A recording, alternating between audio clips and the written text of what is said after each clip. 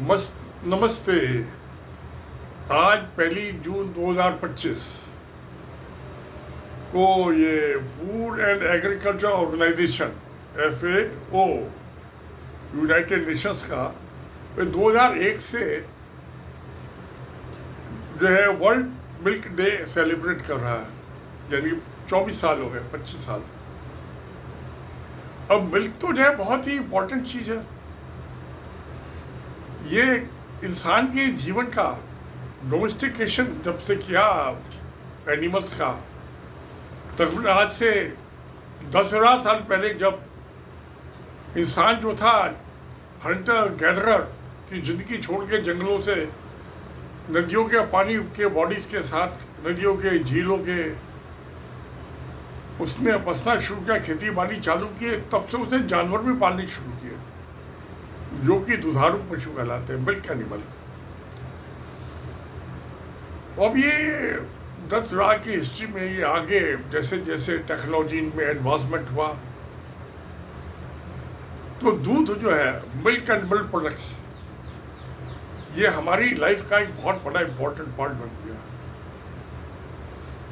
जो छोटा बच्चा होता है तो अपनी माँ का दूध पीता है इंसान का, और थोड़ा बड़ा होता है तो उसकी माँ का दूध कम जाता है, उसको सप्लीमेंट करते हैं गाय के दूध से, या मिल्क प्रोडक्ट्स आते हैं बहुत से, बेबी फूड।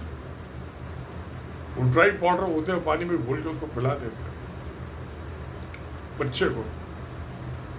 उसको बॉटल में डाल के एक निपल लगा देते हैं, उसके मुंह में लगा देते हैं, वो सक करता रहता है उसे, जैसे अपनी माँ का निपल सक करता है, दबाता है। तो ये अब इसको, ये तो हुआ एक हिस्सा। यानी हमारे अब जो किसान है, ये फार्मर जो होते हैं, बड़े बड़े आजकल डेयरी फार्म बन गए हैं, मिल्क प्रोसेसिंग की मशीनें बन गई हैं, ड्राई पाउडर, फैट्स, आइसक्रीम, दुनिया भर की चीज़ें मिल्क प्रोडक्ट से बनती हैं। और एक जो फार्मर होता है, किसान होता है, उसकी इनकम का, मैंने एक वो पेपर लिखा था, writ paper, housing for the poor, जो मैं फ़ज़ाई नेशन सोसाइटी में किताब में पब्लिश है। उसमें उसकी इनकम का 30%, 30% ये जो मिल्क और मिल्क प्रोडक्ट्स हैं, खोया, दूध, मार्केटिंग, उससे उसकी इनकम 30% इनकम उससे होती है। दूसरी जो डंग होता है, गोबर होता है जानवरों का, उससे मैन्योर बनती, खाद बनती है, जो कि खेतों में फैला दी जाती है। उससे उसकी जो उपजाऊ है, यील्ड एग्रीकल्चर प्रोडक्ट्स की, गेहूँ हो, चना, कोई भी हो, सब्जी हो, उससे उसकी बढ़ जाती है। और ये बहुत अच्छा मैन्योर होता है, ऑर्गेनिक मैन्योर होता है। ये फ़ायदेमंद है ज़मीन के लिए, उसमें नाइट्रोजन बढ़ा देता है ज़मीन के, मिट्टी के अंदर। जो ये केमिकल फर्टिलाइजर नुकसानदेह है, ये जो ऑर्गेनिक फर्टिलाइजर है फ़ायदेमंद है। इसको जो स्ट्रॉस होते हैं, घास फूस होते हैं, उसके साथ मिला के खेतों में लगाया जाता है, और हज़ारों साल से लगाया जाता है, कोई नई बात नहीं है। एक तो बात होगी इसके मिल्क का प्रोडक्ट, इकोनॉमिक एस्पेक्ट ये हुआ कि 30% जो आमदनी है वो उससे किसान की होती है। दूसरी चीज़, अब मेल फीमेल दोनों मिला के फैमिली बनती है, मर्दों औरत को मिला के बच्चे भी होते हैं, वो भी परिवार का हिस्सा है। तो जो इस के काम में जो उसको जानवरों की देखभाल है, वो ज़्यादातर काम औरतें करती हैं।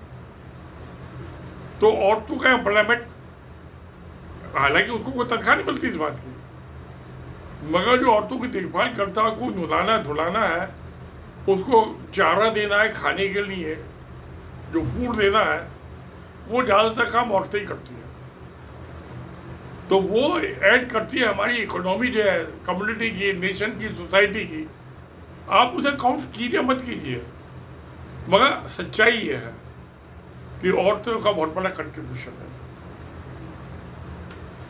तो मैंने बताया कि एक तो मिल्क प्रोडक्ट जो है उसका तो डायरेक्टली है, दूसरा ये मैन्योर, खाद, ऑर्गेनिक, तीसरा औरतों का इन्वॉल्वमेंट, छोटे छोटे डिब्बों में एक एक दो दो जानवर रखे हुए होते हैं, निकाल के, और जो मिल्क के सेंटर होते हैं प्रोसेसिंग के, वहां देके आती है। तो वो सब भी इकोनॉमिक एक्टिविटी का हिस्सा है। 30%। अब ये तो है, मैं फूड सिक्योरिटी की आता हूँ बात। हमेशा से लड़ाइयाँ होती रही हैं। एक राजा दूसरों पर जमीन के लिए हमला करता था, खेतों में आग लगा देते थे, आदमी अपनी जान बचाने के लिए उधर भाग जाते थे, जानवर को साथ लेके चले जाते थे। अब खेत में तो आग लगा दी हमलावर फौज ने, तो वहां तो भूखा मरने की नौबत आएगी। तो वो जो जानवर भाग जाते थे, उनके दूध से अपना जीवन यापन करते थे। तो जानवर तो साथ है। फिर अकाल पड़ गया, बारिश नहीं हुई, बीमारी लग गई खेती में, खेत नष्टाय हो गए। तो वो आदमी जो था, इनका जो मीट है जानवरों का, वो खा के अपना गुजारा चलाता था। बहुत अच्छे फैट्स होते हैं उसमें, फैट्स भी होते हैं और ये प्रोटीन विटामिन सभी मिल जाता है इसके मीट में। भेड़ बकरी सब उससे काम चलता है। तो ये इसलिए आज हम जो ये वर्ल्ड मिल्क डे मना रहे हैं, मैं इसको थोड़ा सा एक्सपेंड कर दिया। ये मिल्क से ही नहीं है, मिल्क तो एक मेन प्रोडक्ट है, मगर फूड सिक्योरिटी उससे भी ज़्यादा इम्पोर्टेंट है। और एक फार्मर की ये एग्रीकल्चर जो है, एग्रीकल्चर का ही पार्ट है एनिमल हस्बेंड्री, और 30% इनकम उससे है। और जब लड़ाई हो, नेचुरल कम्युनिटी हो, प्राकृतिक उपज हो जाए, अर्थक्वेक आ गया, बिल्डिंग टूट गई, जमीन जहाँ पानी आ गया, समुद्र का पानी आ गया, नदी का पानी आ गया, बाढ़ आ गया, फ्लड्स आ गए हैवी रेन में, तो जो ये एनिमल्स है, यही इन्हीं के सारे इंसान जीता है, इनके साथ जीता, इनके साथ मरता है। तो प्यारे दोस्तों, ये वर्ल्ड मिल्क डे, इसको उन्होंने आधा ही नाम दिया है इस दूध का। इसके सारे फायदे नहीं गिनवाए, दूध तो है ही है, इसके साथ साथ जो इसके एसोसिएटेड है जानवर, वो आदमी इंसान का और जानवर का रिश्ता अटूट है। इंसान जानवर, इंसान के बिना नहीं रह सकता, इंसान जानवर के बिना नहीं रह सकता। दोनों ही प्राणी है ना, लाइफ लॉन्ग। किसी को सिखाना नहीं पड़ता, औरतें उनको खाना पीना ही नहीं देती, धुलाते नहीं है गाय भैंस को, उसका दूध भी निकालते हैं और डिब्बे में डाल देते हैं। उसका पति जो है साइकिल पर लेके डिब्बे जाके गांव से शहरों में जाके बेच आता है। औरतें तो अपने घर से बाहर जाती नहीं है। और खाद गैस का गोबर मुफ्त का मिल गया, फुकट में, बाई प्रोडक्ट है, फ्री ऑफ कॉस्ट। जो उसका काउ डंग है, कोई भी डंग कैसे समझे, गाय है भैंस है, उसको काउ डंग ही बोलते हैं, भेड़ बकरी का भी हो। और जो क्या होता है, पहाड़ के इलाकों में जब ये केमिकल फर्टिलाइजर नहीं आए थे, वो भेड़ बकरियां होती थी। तो क्या है कि स्टिल्स पे वो मकान बनाए जाते हैं पहाड़ों पे। तो ज़्यादा है, बर्फ पड़ रही है, बरसात है, तो वो आदमी कहता था ये तू मेरे यहाँ आ जा, उसको रोटी दे देता था जो भेड़ बकरी पालता था, और मुफ्त रोटी देता था, शेल्टर भी देता था उनकी भेड़ बकरियों को, आदमी को भी। उसका पर्पस क्या था? क्योंकि भेड़ बकरियां जो है, जो अपना डंग निकालेंगी वहाँ उसके खेत में मन्योर लगेगी, उनको खाद मिलेगी, फर्टिलाइजर मिलेगा, ऑर्गेनिक फर्टिलाइजर, तो उसकी अच्छी यील्ड होगी खेती में। तो आदमी का और जानवर का संबंध। तो मुझे एक में वो पहाड़ में थे, वो बता रहे थे, मैं शायद मैं वहाँ अल्मोड़ा गया था, जो ये कुमायूं हिल्स में है। तो मेरी बात हो रही थी, मिठाइयाँ, स्वीट्स, सारे जिंदगी का आनंद तो मिठाई खाने में ना, रसगुल्ले खाने में, बर्फी खाने में, आइसक्रीम खाने में, क्यों प्यारे, तो मज़ा आता नहीं आता। तो यानी हमारे सुख दुख का साधन जो है ये एनिमल्स हैं, और उनका मिल्क प्रोडक्ट्स, उनके वेस्ट वो भी हमारी खेती में फायदेमंद है। औरतों को रोजगार मिलता है इससे,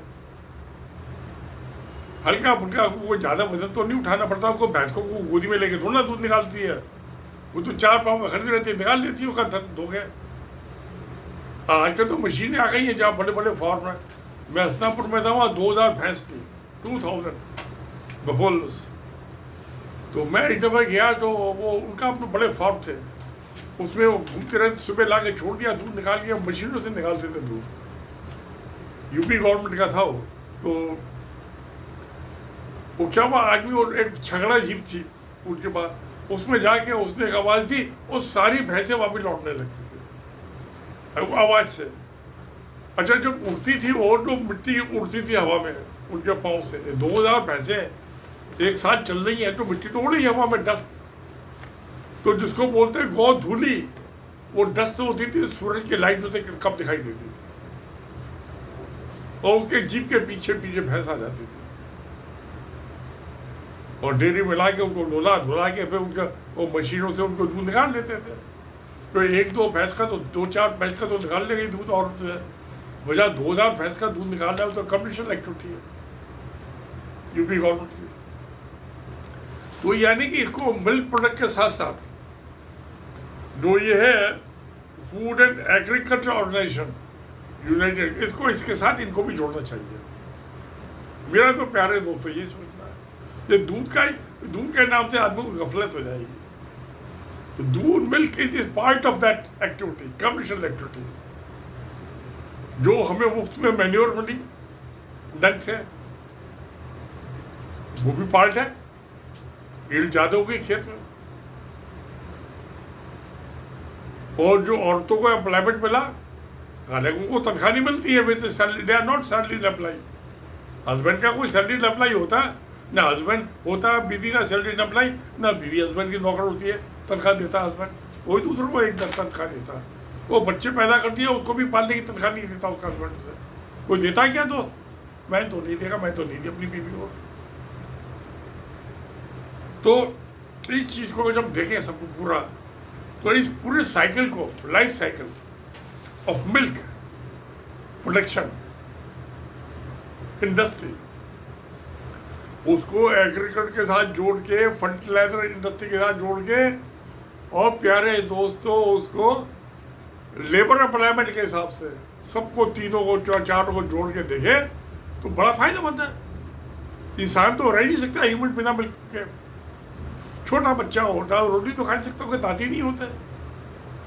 तो उसको जो है, मैंने देखा ये औरतें लेबर थी रिवाब है, तुगलकाबाद में वेटनरी हॉस्पिटल बन रहा था, वहाँ पे हाथी को भी ऑपरेशन का सर्जरी का इंजाम था, बहुत बड़ा था, क्रेन थी हाथी को उठाने के लिए, लेटाने के लिए, ऑपरेशन के लिए, सर्जरी के लिए। तो वहाँ पे मजदूर औरतें जब उनका बच्चा होता है तो एक बकरी का बच्चा ले आती है। जब वो बच्चा जो है, अब वो थोड़ा बड़ा हुआ तो कुछ ज़्यादा दूध की ज़रूरत है, माँ के पेट में उतना दूध होता नहीं है उसकी ब्रीस में, तो वो बकरी जो है, वो बच्चा जो है बड़ा हो जाता है और वो देने लगता है, तो माँ जो है अपने बच्चे को वो बकरी का दूध पिला देती है। ये भाई आंखों देखी बात है। ये मेरे ख्याल में अभी तो 2025 चल रहा है, मैं 2005 में रिटायर हुआ था, 20 साल हो गए रिटायर हुए। ये शायद ये 2000 की बात होगी, 2000 अब मुझे एग्जैक्ट याद नहीं है। तो यानी कि वो बिल्कुल जो है गाय है, भैंस है, वो बच्चे की माँ जैसा है। तो और जानवर जो है बच्चे के लिए माँ जैसा है, उसको तो दूध चाहिए, रोटी खा नहीं सकता वो। तो प्यारे दोस्तों, हम आज milk day, world milk day के साथ साथ, तो ये तो हो गई मेरी सारी बात। ये फूड एंड एग्रीकल्चर, ठीक है, जो फूड है, ये तो फूड तो है ही, वो एग्रीकल्चर से जुड़ा हुआ है, 30% इनकम उससे हो रही है, और जो एग्रीकल्चर वेस्ट होती है उसको खाने को दे देते हैं, तो दस्ता होता भूसा वगैरह। तो प्यारे दोस्तों, बच्चे अच्छी है, आज हमें खुश होना चाहिए। वर्ल्ड हेल्थ, ये फूड, वर्ल्ड WHO जो है, ये वर्ल्ड मिल्क डे पे जो है फूड एंड एग्रीकल्चर ऑर्गेनाइजेशन जो यूनाइटेड नेशन का, उनका धन्यवाद करना चाहिए कि हमें इस सारे कंप्रीहेंसिवली इसको सोचने का, समझने का मौका मिला। और महिलाओं को भी धन्यवाद देना चाहिए जो कि देखभाल करते हैं। सत्य में जयते। नमस्कार, धन्यवाद।